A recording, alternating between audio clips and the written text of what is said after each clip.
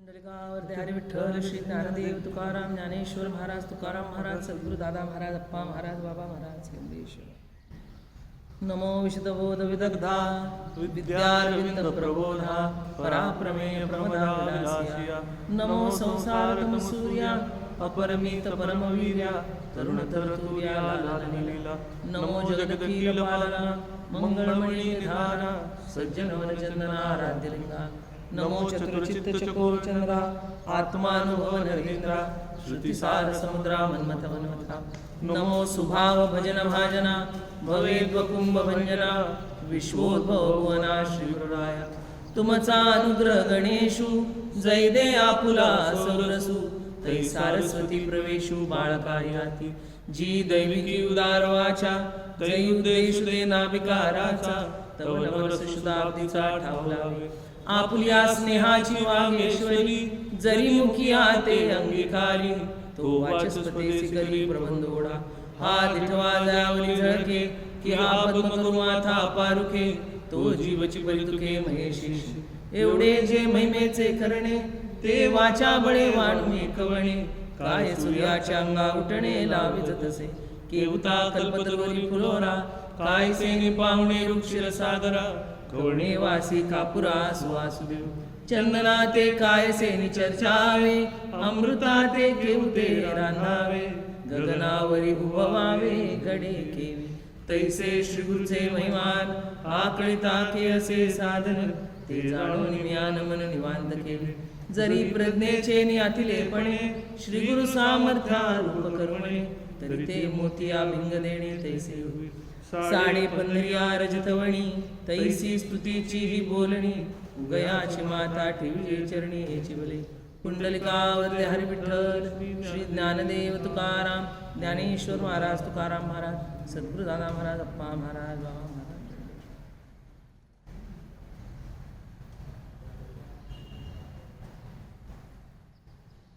माऊली महावैष्णव ज्ञानेश्वर भगवान आणि भगवान प्रभू गोपाल कृष्णजींनी अर्जुनाला मोठ्या आवडीनी निकरानी आवडीनी सांगणं आणि आवडीनी ऐकणं हा कप्पा वेगळा. एखादी गोष्ट मला आवडते ती मी आवडीनी सांगितली मान्य, पण नुसती आवड नाही तर त्याच्या पुढे त्याचं कल्याण चिंतन. एखादी आवडीची गोष्ट तुमचं कल्याण करेलच असं नाही, पण जे ज्ञान अधिष्ठित आवड आहे, जे तुम्हाला काहीतरी देऊन जातं, जे तुम्हाला विचार करायला लावतं, जे तुम्हाला तुमच्या जीवनात आत्मक्रांती घडावी असं वाटतं, असं ज्ञान कृष्ण परमात्म्याने अर्जुनाला सांगितलं. आणि तेच ज्ञान आपली ज्ञानाई माऊली अतिशय कौतुकाने तुमच्या आमच्या पुढे ते ठेवत आहेत. सुग्रीण आणि उदारे रसज्ञ आणि जेवणारे कसे आहेत माऊली? काय येत नाही त्या ताटात, काय सजलेलं नाही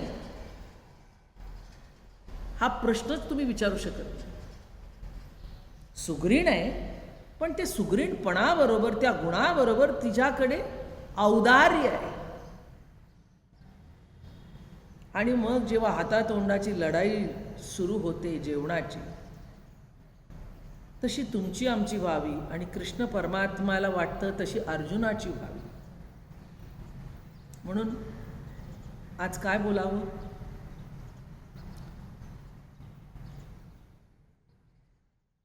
वारी, प्रभू भेट, संत भेट, त्यांच्या प्रेमाचा कळवळा, त्यांच्यात जसा आपल्याबरोबर बद्दल कळवळा आहे तसा आपला त्यांच्याबद्दल कळवळा आपण दाबून ठेवतोय सध्या. पण काय योगायोग, त्यांचीच कृपादृष्टी, काहीतरी संयोगाने पंढरपुरात पोचलो ही त्यांची मोठी कृपा आहे. कृपा कटाक्षेने आलेले, त्या कृपेच्या जोरावरच इथपर्यंत आपण आलो. सातारकर परंपरा आली, वारकरी संप्रदाय आला, इथला प्रत्येक व्यक्ती आला. म्हणून काय सांगावं? ते आत्तापर्यंत जे सांगत होते तेच पुन्हा सांगण्याचा प्रयत्न करा. तुम्हा म्हणाल सध्याच्या पिढीप्रमाणे, oh she, don't you think this is very boring. मला वाटत नाही का बोर करू नका. आमचे ते लहान नातीसुद्धा ते बोलतात, काय तेच तेच तेच तेच सांगता. आता आई वडिलाला, आजी आजोबाला का कळत नाही, तेच सांगतोय. पण जोपर्यंत ती गोष्ट कृतीत उतरत नाही तोपर्यंत सांगणं कर्म प्राप्त आहे. जोपर्यंत तुम्ही म्हणता हे करायला पाहिजे, अरे करायला पाहिजे म्हणजे काय, जोपर्यंत ते केलं जात नाही तोपर्यंत थोरा मोठ्याना ते पुन्हा पुन्हा सांगणं कर्म प्राप्त आहे. चांगल्या भाषेत उजळणी म्हणतो. आणि पोरं आहेत ना, आपल्यालाच वेडी करायला बघतात, काय तेच तेच उगळताय म्हणतात. आता का बस. तसं अर्जुनालाही वाटत होतं, तेच तेच का कृष्ण सांगतो, परमात्मा तेच तेच का सांगतो. आता तुम्ही आम्ही कोण हो त्या परमात्म्यासमोर, कोणीच नाही. आपल्या ठिकाणी जर का हा भाव उदित होतो की पुन्हा पुन्हा सांगावं, आणि आपल्याला माहिती आहे समोर बसणार हे आपल्याला म्हणाले का बस, तरी पण आपण परत सांगण्याचा प्रयत्न करतो. मग अनंत कोट ब्रह्मांड नायक, ज्याच्या ठिकाणी सर्व ज्ञान पूर्ण कसं म्हणू, फुलोरा होऊन भावाचा फुलोरा होय मतिवरी, हे आपण आपल्याबद्दल कधी म्हणतो संतांच्या आशीर्वादाने, पण ते स्वयंभू कृष्ण परमात्म्याच्या ठिकाणी होतं. भावाचा फुलोरा होय मतिवरी. ज्या क्षणापासून अर्जुन कृष्णाच्या जीवनात आला तेव्हापासून मतिवरी फुलोराच होता भावाचा. राधाचं प्रेम वेगळं, गोकुळवासियांचं प्रेम वेगळं, गवळणीचं प्रेम वेगळं, गोपाळांचं प्रेम वेगळं, आणि अर्जुनाचं प्रेम वेगळं. नरनारायणाचा जोडा होता. म्हणून ज्या क्षणाला अर्जुन ऐकण्याच्या तयारीत येऊ लागला, पूर्ण नाही तर गीता झालीच नसते. नाही बाबा, हा आता निदान माझा ऐकण्याचा प्रयत्न करतोय, गब्बस म्हणतोय, काय सांगतात गबस ना, हे सगळे मुलं म्हणत असतात. तरी ते आई वडील आजी आजोबा सांगतच असतात. म्हणून काय सांगावं. आणि सुंदर ओव्या अशा पालटल्या, एकच पान, आणि अप्रतिम ओव्या पुढे आल्या, ज्याच्यासाठी ज्ञानेश्वर महाराज कृष्ण परमात्मा जगला आणि माऊलीने आपलं जीवन कंठलं. काय केलं. ह्या ओव्या जिवंत आहेत त्यांच्या जीवनाबद्दलच्या, जी जी कहाणी आहे कृष्णाच्या आणि माऊलीच्या जीवनाची कहाणी या शब्दातनं आपल्याला दिसेल. अप्रतिम आहे. तरी अवधान पगड करून या आणिक एक वेळ, वाक्य माझे निर्मळ अवधारी पा. हेच कृष्ण परमात्म्याने आणि माऊलीने आयुष्यभर केलं. समाजाला, जवळच्यांना 100 वेळा सांगण्याचा प्रयत्न केला. अरे बाबा ऐक, अरे बाबा ऐक, अरे बाबा ऐक. आम्ही का सांगतोय कळलं की नाही. मी निर्गुणपणे उभा होतो पण सगुणपणे शोभा झालो, जीव शिव प्रभा दावित असे. हे का प्रगट झालो, तुला कळावा हा खेळ काय आहे तो. हे जीवन काय आहे, हे जीवन कसं कंठावं. कळलं की नाही. याला म्हटलं जातं भवसागर. बरोबर आहे, भवसागर. ज्यांनी ऐकलं नाही, ज्यांनी अवधान पगळ केली नाही, त्याच्यासाठी भवसागर आहे. आणि ज्यांनी अवधान पगळ केलं त्याच्यासाठी मी म्हणणार नाही सोपं. काय असं कुणीच माईचाला आल्या भूतलावर म्हणू शकत नाही सोपं. कृष्ण म्हणू शकणार नाही सोपा, राम म्हणू शकणार नाही आला तर सोडा. जो कृष्ण आहे, जो सर्वांग परिपूर्ण अवतार ठरला सर्व अवतारामध्ये, तो परमात्मा सुद्धा म्हणू शकेल की जीवन सोपं आहे. ठीक आहे, आपण म्हणतो लीलया खेळ वगैरे, हे एका अर्थाने ठीक आहे, एका अर्थापुरतं. पण कृष्णाला विचारा, परमात्म्याला म्हणा हो चल ये समोर. आणि अभिमन्यूचा प्रसंग जेव्हा आला तुझ्या जीवनात, तेव्हा हा म्हणू शकेल परमात्मा की मला जीवन सोपं होतं? मी म्हणील मग हे सगळं खोटं आहे. एकले न कंठवे म्हणून या केली निर्माण 14 भुवनी. तू मी हे प्रगट व्हावं, हे देवाच्या ठिकाणी जी संकल्पना उठली, तो कशासाठी? हे असं दुःख पचवावं म्हणून नाही हो. त्याला हे कळतंय की हा त्यातला भाग आहे, त्याच्यातनं वर यायला पाहिजे. पण नक्कीच दुःखी होण्यासाठी त्यांनी निवडलं नाही विश्व निर्माण करणं. दुःखी होण्यासाठी कोणी करतं? संसार तुम्ही मांडता दुःखी होण्यासाठी मांडता? लग्न करता दुःखी होण्यासाठी? दुःख येतं हे मान्य आहे, पण त्याच्यासाठी करता नाही. विठ्ठल सुखा विठ्ठल दुखा तू कया मुखा विठ्ठल. म्हणजे म्हटले ना, सुखातही तो आहे तसा दुःख म्हणजे दुःख येतं. आपण ह्या म्हणतो कडवं, दुःख ते कैसे नाही स्वप्नासी, भुक्ती मुक्ती झाल्या कामारिदासी, त्याचे वर्म तू आम्हा पासी, उगे राहिला अशी प्रेमाची. याचा अर्थ काय? स्वप्नात दुःख का येणार नाही? तूच बरोबर असल्यावर त्या दुःखावर आम्ही मात करू शकतो. तेव्हाच दुःख स्वप्न बनत नाही तुमचं. काय सांगितलं? नीट आहे का?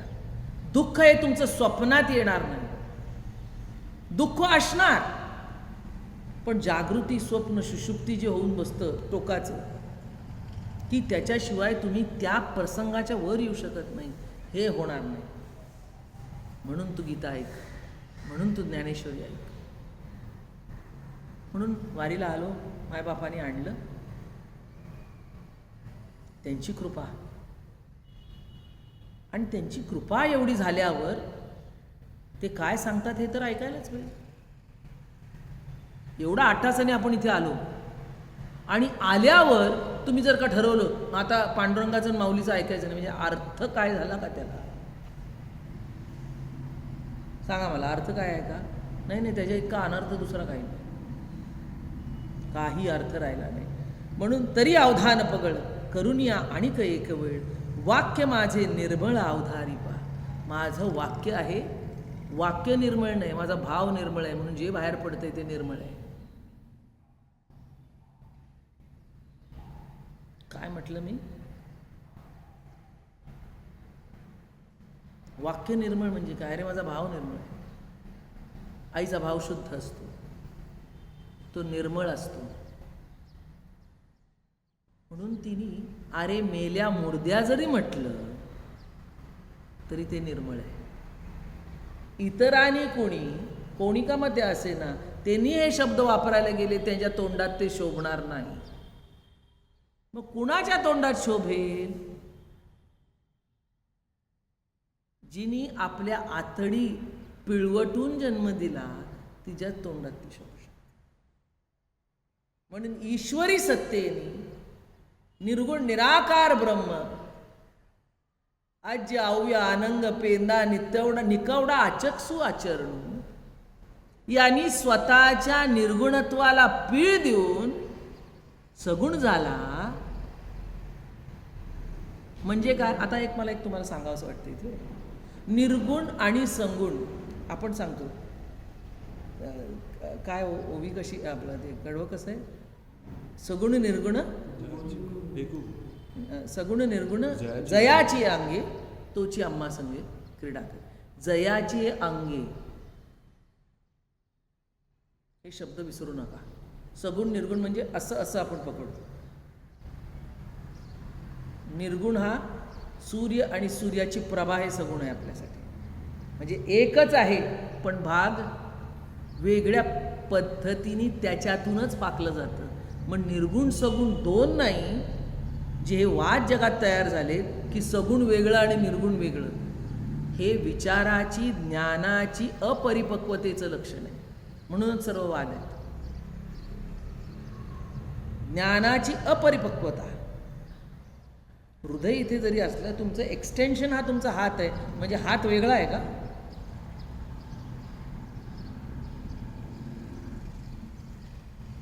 काय मला मराठी शब्द आठवे ना. एक्सटेंड तुमचंच विकास आहे, तुमचाच एक भाग आहे तो विकसित. हात तो आहे, ते काय आहे? कर्मेंद्रिय आहे ते. तुम्ही असं म्हणता का मी हे केलं नाही, माझ्या हाताने केलं? हाताचे करणे का पायाचे चालणे,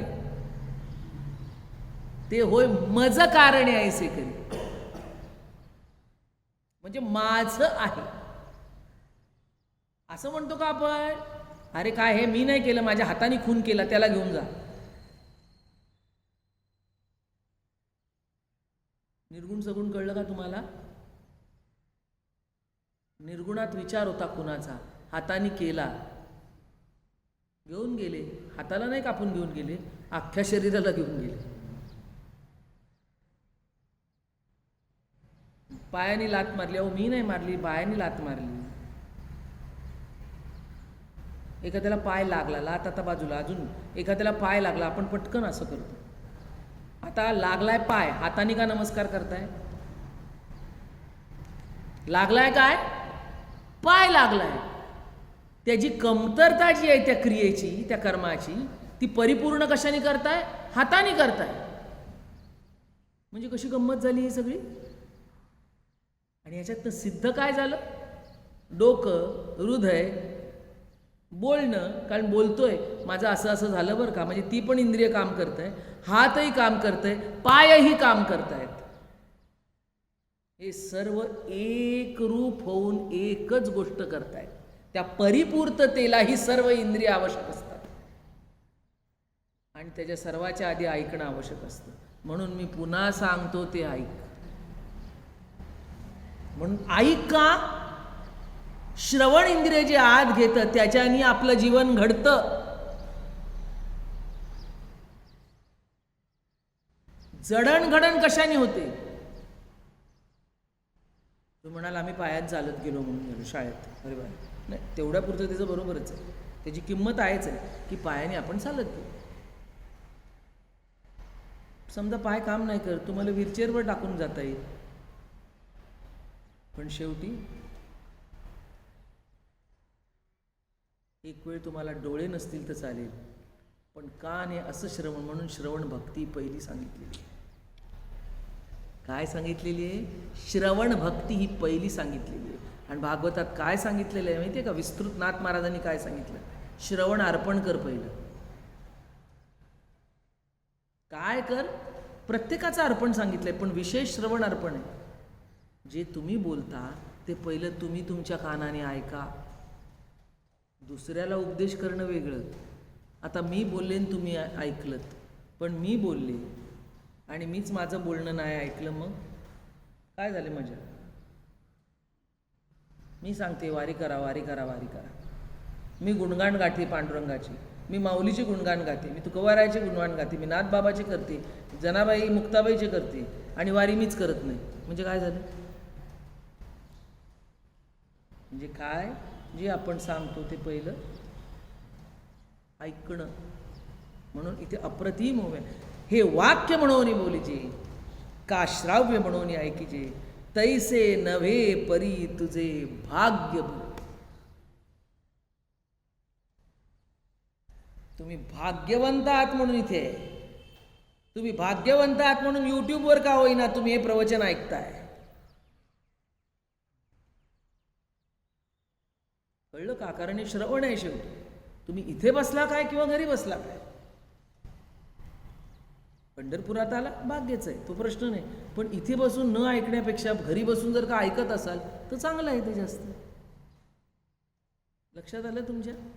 तैसे नव्हे श्राव्य म्हणून ऐकायचे. कितीतरी माणसे बघते, अहो ते आमकं आमकं सांगत होते. अरे काय नाही रे, ऐकायचं आणि द्यायचं सोडून. काय नाही रे, काय करायचं? ऐकायचं आणि मग करायचं. नाही नाही नाही नाही, तेवढ्यापुरतं ते ऐकायचं आणि बाहेर पाऊल टाकलं आपल्याला पाहिजे तसं वागायचं. क्या बात आहे. ऐकायचं आणि बाहेर पडलं की आपल्याला पाहिजे तसं. कृष्ण सांगतो हे अशा पद्धतीने घेऊ नको बरं का अर्जुना. तुला वाटेल आय एम बिंग रेपिटेटिव्ह, परत परत सांगतोय. हे परत नाही, हे ठासून भरणं आहे तुझ्यात. तुला वाटत असेल हे काय बोलते, काय बोलतो, काय बाप बोलतो, काय आई बोलते, काय आजी बोलते, काय. असं नाही आहे. काय देव बोलतो त्याला बोलायची सवयच आहे. आता देवाला सुद्धा आपण हे बोलतो असं नाही. ते का बोलतात, का बोललं जातं. जोपर्यंत बोललेलं, श्रवण केलेलं कृतीत उतरत नाही तोपर्यंत जी कळकळीची व्यक्ती असेल ती सांगितल्याशिवाय आपल्याला आवरू शकत नाही. काय शब्द वापरला, सांगत राहणार नाही. तिचा अंतरात्मा जो असेल ना तो तिला गप्प बसू देत नाही. म्हणून ज्याच्यावर जबाबदारी असते ते गप्प बसू शकत नाही. तरी ते कंट्रोल करतं. पण जेव्हा आता असं उपळून फुटायची पाळी येते, नाही आता बोललं नाही तर बरोबर होणार, तेव्हा बोललंच पाहिजे. म्हणून कृष्ण परमात्मा सांगतो माझे हे बोलण्यासारखे आहे म्हणून मग मी ते बोलतो, अथवा ऐकण्यासारखे आहे म्हणून तुला ऐकवतो असं नाही. एखादी गोष्ट म्हणतो हे ऐकण्यासारखं आहे, ऐक. एखादं गाणं आहे, तुम्ही काही गाणारं नाही आहे काय. आपण काय भीमसेन जोशी नाही किंवा लता मंगेशकर नाही किंवा एखादी उत्कृष्ट गाणारी आहे नाही, तरी आपण म्हणतो ऐका, ऐकण्यासारखं आहे. म्हणजे ही अपेक्षा नाही आहे की तुम्ही उद्या तसं गाऊन दाखवा. पण आता ऐका मी काय सांगतो ते. इथे अपेक्षा आहे की उद्या तसं करून दाखवा. आता देवाला जर काही पाळी आली तो तुम्ही आणि मी, आपण कोणी नाही. मग देवाला जर का इतकं प्रयत्न करावे लागले तर आपल्याला किती प्रयत्न करावे लागणार आहे याचा विचार करा. आणि तुम्ही म्हणाल नाही आम्ही बोलणार. एकच लक्षात घ्या, काय काय वेळेस आपल्या न बोलण्याने, आपल्या न गप्प बसण्याने, पण ठीक आहे आपण वागत राहू, ठीक आहे आपलं ठीकठाक होईल. पण एक लक्षात घ्या, त्याच्याने पुढच्या आपल्या पिढ्या येणाऱ्यांचं कल्याणच होईल असं समजू नका. म्हणून बोलायला शिका. फक्त बोलायला पद्धत ठेवा. आता कृष्णाने पद्धत ठेवलेली आहे गीता रूपाने, संत मायबापांनी पद्धत ठेवली ज्ञानेश्वरी रूपाने, अभंग रूपाने, गाथा रूपाने, चांगदेव 65 रूपाने, विरळण्या रूपाने, एकविध रूपाने, उपदेश रूपाने, अद्वैतपर रूपाने. ही पद्धत आहे. म्हणून सांगण्याची पद्धत ठेवून सांगितलंच पाहिजे. त्या सांगण्यामुळेच येणाऱ्या पिढ्या तरणार आहेत. ज्ञानेश्वर महाराज थांबले नाहीत हे म्हणताना. ज्ञानदेव म्हणे तरलो आता उद्धरलो गुरुकृपे. आता ही अगदी वेगळी लेवल आहे, ठेवून देऊ तशीच. पण अगदी आपल्या लेवलला आपण जर का बोललो नाही तर आपल्या येणाऱ्या पिढ्यांचं काय होईल. का रात्र वैऱ्याची आहे, काळ आहे.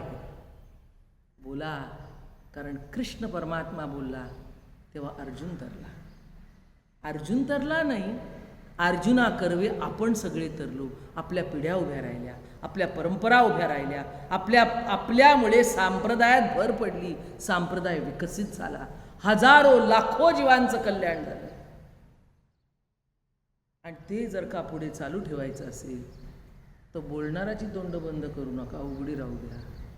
फक्त त्या बोलणाऱ्याने पद्धत ठेवावी. आणि ती पद्धत ठेवली, कृष्ण परमात्मा ते सांगतोय, मी बोलतोय आणि तुम्ही ऐकताय, इतकं हे सोपं समजू नका. त्याचा पाठचा उद्देश, त्याच्या पाठचं कर्म हे झालं तर वारी राहील. हे झालं तर पांडुरंग भक्ती राहील. हे झालं तर ज्ञानोबा तुकवाची दिंडी चालू राहील.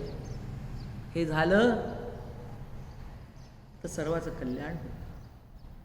तैसे नव्हे तुझे भाग्य वरवे, परंतु तुझं भाग्य चांगलं आहे म्हणून माझ्यात ही तुझ्याबद्दलच्या प्रेमाची उर्मी आहे.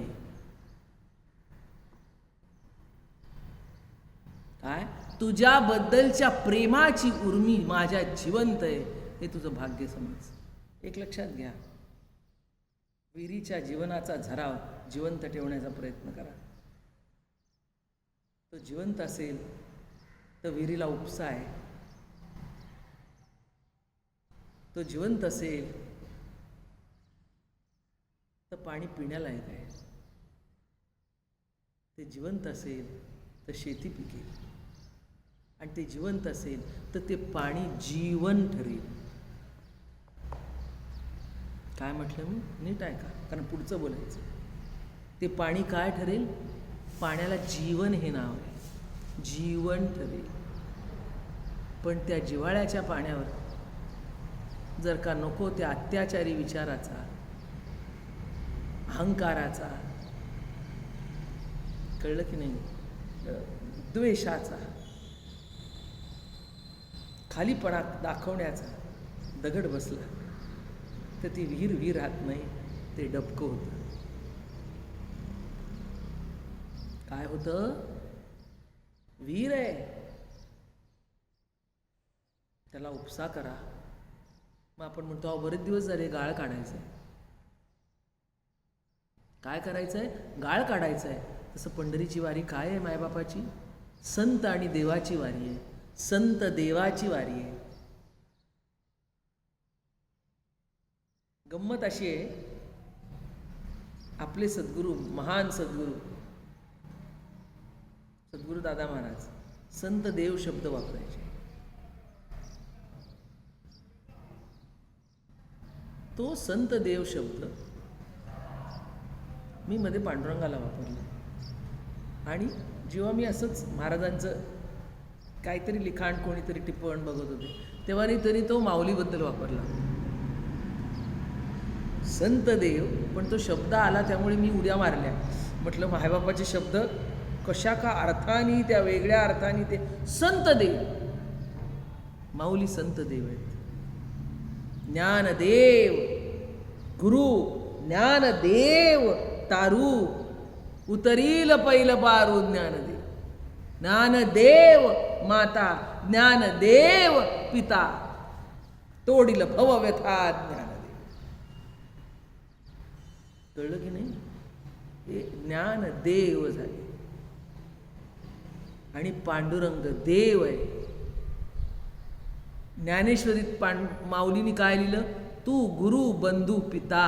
जो देव होता, कसं साठं लोटं आलं? तू गुरु बंधू पिता, तूची आमुची इष्ट देवता, तूची सदा रक्षिता पदी आमुते. काय म्हटलं जातंय? माऊली देवाला कोण म्हणतायत? तू गुरु आहेस, तू बंधू आहेस, तू पिता आहेस, तूची आमुची इष्ट देवता आहेस. इथे देव आहे. पण जेव्हा तो गीताकार झाला तेव्हा कृष्ण परमात्मा हा आद्य गुरु झाला. कोण झाले? शिवभगवानही आद्य गुरु झाले. म्हणजे शिव आणि विष्णूची जोडी परत लागली. आदिनाथ गुरु त्यांनी नाम दिलं आणि ह्यांनी ज्ञान दिलं. म्हणजे इथे दोन्ही जोड्या लागल्या, संतदेव संतदेव. म्हणजे इथे पांडुरंग सुद्धा, अवतार सुद्धा. कारण जिथे आयुध हातात ठेवलं तिथे त्याला समजलं परमात्म्याला आयुध आता निकामी झालं. म्हणजे गंज पकडला नाही, आयुध निकामी झालं म्हणजे तुटलं तलवार का काय बाण तुटले म्हणजे आयुध निकामी नाही. नाही, ते शस्त्र आता ज्याच्यावर वापरायचंय त्याच्यावर ते काम करणार नाही. आता दुसरा शोध लावला पाहिजे की जेणेकरून जगत आपलं कल्याण करून घेईल. मारून मारून मारून कोडगं होतंय. जे राक्षस होते ते बिंदास मारा आम्हाला असे म्हणत होते, किंवा देवालाच मारायला जात होते.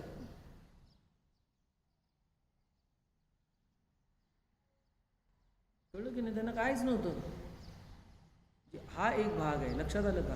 आणि तिथूनच कृष्ण अवताराने ज्या क्षणाला आयुध खाली ठेवली आणि विचार सुरू झाले, विचाराला प्राधान्य दिले त्या अवतारात. किती परिपक्व खेळ तर केलाच, मारामाऱ्याही केल्या. काय नाही, आता ह्याला ना खटाखटच केलं पाहिजे, त्याशिवाय काय उपयोग. राक्षसी टोकाची राक्षसी होती.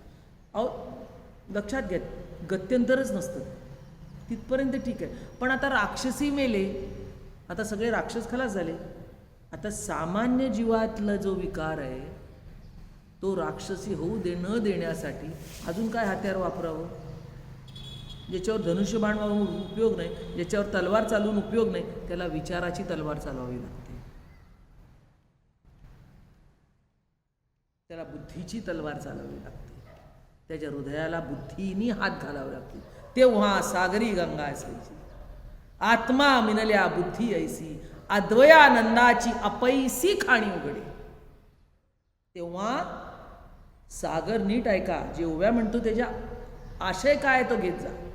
सागर गंगा सागराला जाऊन मिळते. सागरी गंगा जैसी, गंगा स्वतःला सागरात समर्पित करते. तसं आत्म्या आणि बुद्धीची गाठ झाली पाहिजे.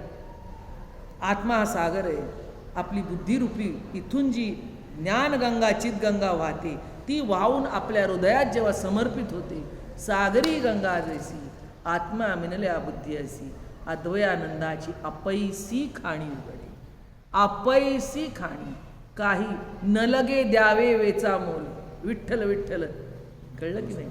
ऐसा छंद मनास काही मेल न काय ते न लगे द्यावे रुका. पैसा नाही का देऊ, काही नका देऊ. अपैसी खाणी उघडे. जेव्हा तुमची बुद्धी हृदयाला धरून चालते, आत्म्याला धरून चालते, तेव्हा ती परिपक्व होते. पण मगाशीच कोणाला तरी सांगत होते, एक चाक कुठल्याच बाबतीत चालू शकत नाही. ना परमार्थात ते चालू शकतं, ना ते संसारात चालू शकतं. तुम्ही म्हणाल परमार्थात कसं नाही? अरे परमार्थ शब्द देहाने उच्चारताय, द्वैत आलं. हा भानगड केव्हा झाली सगळी? ग्रंथ असो, काही असो, जग असो, ही निर्मिती कशाने झाली? हे दोन निर्माण झाले तेव्हा झालं. मग तुम्ही एक म्हणेल आम्हाला निर्गुणच पाहिजे, एक म्हणेल आम्हाला सगुणच भक्ती पाहिजे. आता तुकाराम महाराजांनी कौतुकाने म्हटलं, अद्वैताची वाणी नाही ऐकते, मला सगुण भक्तीच पाहिजे. म्हणजे मानत नव्हते असं नाही, त्यांच्या स्वप्रेम प्रतिती भोगाचं साधन द्वैत होतं, म्हणून तेवढ्यापुरता तो विचार होता. तेवढ्या पुरता तो विचार आला, तोच धरून ठेवायचा नसतो. आता ना याला मी थोबडणारच आहे बघा. आता नीट बाप म्हणतो, आता याला गत्यंतर नाही, असं थोबडतो ना.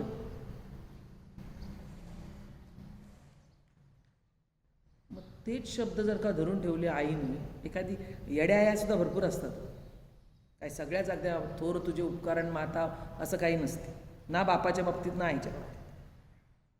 आता समजा ती येडी आई असेल खाष्ट, अशा बघितल्या तो मी उदाहरणं देऊन सांगू शकेल, पण नाही सांगत. ती म्हणेल रेम्या डोक्याची असते ते, काहीच हे डोकंच नसतं काही. ती बापाला म्हणते आता याला येईलच, मग प्रत्येक वेळेला तेच हत्यार वापरायला लावते, कारण तिला त्याला आवरायचं नसतं, वांड असतं पुरं. म्हणून तिला कष्ट घ्यायचे नसतात त्या मुलावर. बघा, मूल वाढवण्यासाठी खूप कष्ट लागतात. जेवढं तिला काय करू आमटी भात, तिला काय करू अमकं करून ठेवते, ठेव पुढे सोप्यात सोपं. अरे पण त्याच्या मनाचा कोण विचार करील? त्याच्या बुद्धीच्या परिस्थितीचा कोण विचार करील? त्याच्या प्रगल्भतेचा कोण विचार करील? हे जी विचार करते ना ती खरी आई. ज्ञानाई आई का म्हटलं गेलं? सुग्रीण उदारे रसज्ञ जेवणारे कशाचं म्हटलं गेलं? ही विचाराची, बुद्धीची, ज्ञानाची, हृदयाची एकत्र करून काला करून जे झालं ना ते तुमच्या आमच्या पुढे ठेवलं म्हणून ज्ञाना आई झाली. म्हणून एक वेळ मुलांना जेवायला वाढू नका म्हणजे उपाशी ठेवा असं नाही. ठीक आहे, अगदी पुलाव आणि बासुंद्या नको राखा, उलट त्याला करू देऊ, खाऊन देऊ नका जास्त. त्या मुलाचं कल्याण व्हायचं असेल ना, आणि त्याची बुद्धी जर का साखर आणि नको ते तळलेलं खाऊन जर का बोथट असेल ना, अहो मी बोलते घरात चिकार बोलते, चिकार माहिती मी मागाशी सांगितलं ना, पद्धत ठेवते, पण ते सुद्धा आता पचणं अवघड आहे. मी ओरडत असते, खाऊ नका बघा रे, अरे खाऊ नका, आठवड्यातनं एकदा किंवा 15 एकदा तळलेलं खा. तू का बस, आता काय ग बस. सध्याचं वातावरण असं आहे की तुमच्या शरीराला सुद्धा ते पेलता आलं पाहिजे म्हणून खाऊ नका, का घरात नाही म्हणून खाऊ नका, का मुद्दाम तुम्हाला नाही. तसं हे ऐकू नका. याने वळण वेगळं मिळतं, आत्ता कळणार नाही, अजून 10 वर्षांनी आवरू शकणार नाही, कारण ते त्यांचं बाळकडू झालेलं असतं. मगाशी मी तेच विचार करत होते. एकाचा वाढदिवस होता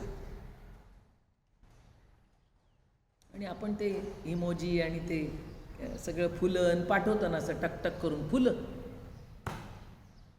बटन दाबून फुल पोचते, बटन दाबून केक पोचतो, बटन दाबून डॉमिनोज पिझ्झा पोचतो. आपली पुरणपोळी कधीच पोचत नाही, आपली जिलेबी कधीच पोचत नाही. विचार करा याच्यावर. आपली रबडी कधीच पोचत नाही. काल खावीशी वाटतं ना, बरोबर खाल्ली आपण, रबडी पुरी खाल्ली, सगळ्यांनी केली होती. इतकं चाटून पुसून खाल्लं, तितका केक चाटून पुसून खाता का? पुसायलाच काय नसतं, तर कोरडा टोटरा होतं ते. म्हणजे मला अजिबात आवडत नाही असं मला म्हणायचं नाही. बॅलन्स ठेवणं आवश्यक, ते जसं पाहिजे. आणि फुकू तर अजिबातच नका इथून पुढे. काय फुकताय? हे बघा, ती ज्योत आहे, अग्नी येतो तुमच्यातल्या वायाने, तुम्ही अग्नी, ज्वलंत अग्नी, जी ज्वाळ आहे, आपण निरंजन लावतो आणि निवांत फुकताय, आणि ते सुद्धा तुम्ही आचरणात आणताय. मी सुद्धा आणलेलं आहे, पण ते कळत नव्हतं. ही आपल्या विचारांवर बुरशी आणली जात होती. करू नका इथून पुढे. जितकं वय नाही तुमच्या मुलं तितकी निरंजन लावा, वाती लावा. आपण 61-80 कशी साजरे करतो? कणकीचे दिवे लावतो. मग का नाही फुकतो? तेव्हा आपली संस्कृती आली की पेटवताय ज्योत, दिवा लावताय, आणि त्यांची आली की फुकताय. ब्लॅक ही फॅशन आहे आपल्याकडे आता. आपल्याकडे पांढरं ही पवित्र आहे, शुद्ध आहे, स्वच्छ आहे. कीर्तनाला काळं घालेल का? काळे सदर शिवावर का नाही? आवडतं ना काळं. लग्नात काळ्या साड्या नेसा. अरे त्यांच्यात सगळ्यालाच काळं, कशाचंच काही नाही. कशाला वापरताय काळं? म्हणजे काळा रंगच बाद करा. आपल्याकडे त्याला सुद्धा वेळ काळ दिलेली. संक्रांतीला काळं नेसाच. खणाची परकर चोळी एखादी काळी काय म्हणतात त्याला, खडीची, ती सुंदर असू दे ना एखाद्या वेळेस. काळा पांडुरंगाचा रंग आहे, बुक्का काळा आहे, मान्य आहे. हे मला कुणीतरी वकिली सांगेल, आधीच सांगून टाक की काळा रंग पांडुरंगाचा का नाही का, आणि काळा बुक्का नाही का, हे मला सांगतील. पण आपली स्वच्छता कशात आहे? तो काळा म्हणजे काळा नव्हता आता तसा, अकलनीय आहे म्हणून काळा. आणि यांचंही काहीच कळत नाही, अकलनीय म्हणून काळ. हा तुमच्या जाणीवेत बसत नाही म्हणून ठाईचाची काळा, अनादी बहु काळा म्हणून वेदा चाळा लाविला. हा असा चाळा लावणार आहे. आणि तो काळा म्हणजे काळा नाही, गोरही त्याच्यातनंच आहे. कळलं की नाही? गोरही त्याच्यातनंच आहे, पिवळंही त्याच्यातनंच आहे, लालही त्याच्यातनंच आहे, हिरवंही त्याच्यातनंच आहे. सगळे रंग ज्याच्यातनं असा तो काळा आहे. त्याच्याशी तुम्ही दुसऱ्याची तुलना मला सांगू नका वकील. शुद्ध आहे, पवित्र आहे. म्हणून काय आहे, सांगतंय म्हणून ऐकू नका. सांगण्यासारखं आहे म्हणून सांगितलं, ऐकण्यासारखं आहे म्हणून ऐकलं, असं जीवन आता नाही. ऐकणाऱ्यांनी ऐका, दिसणाऱ्यांनी डोळ्यांनी बघा. डोळे तुम्ही घ्या रे सुख, पहा विठोबाचे मुख. घरी गेल्यावर टीव्हीनी सुद्धा मुख बघणार आहात, पण ते साठविला हरीजी ही हृदय मंदिरी नाही आहे. आपण ते साठवतोय आणि पांडुरंगाचं मुख उगाच कुठे जातं माहिती नाही. त्याच्याऐवजी प्रोसेस उलटा करा. आपल्याला त्यागायचं काहीच नाही. यासी भोगावे ना त्यागावे, मध्यभागी विभागावे. पुंडलिकावरदे हरी विठ्ठल, श्री ज्ञानदेव तुकाराम विठ्ठल. पुंडलिकावरदे हरी विठ्ठल, श्री ज्ञानदेव तुकाराम, ज्ञानेश्वर महाराज, तुकाराम महाराज, सद्गुरुदादा महाराज, अप्पा महाराज, बाबा महाराज, जन्मे.